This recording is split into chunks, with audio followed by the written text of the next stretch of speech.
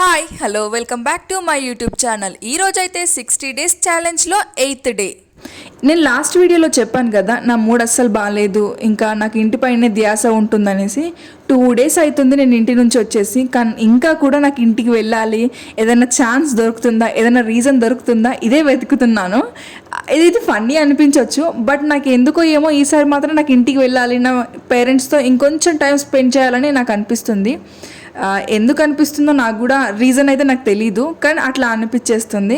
4 అయిందంటే చాలు, కాలేజ్ నుంచి హాస్టల్కి పక్కగా వచ్చేయాలి, అంతకంటే ఎక్కువ అస్సలు కూడా మేము ఉండము కాలేజ్లో.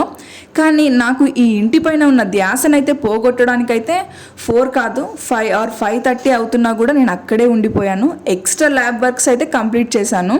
ఇలా కంప్లీట్ చేయడం వల్ల నేను ఎప్పుడైతే ఆ ల్యాబ్స్ పైన నేను ధ్యాస పెట్టానో అప్పుడైతే నాకు ఇంటిపైన ఉన్న ధ్యాసనైతే డైవర్ట్ అయిపోయింది. ఈ విధంగా నేనైతే ఓవర్కమ్ చేసేసాను.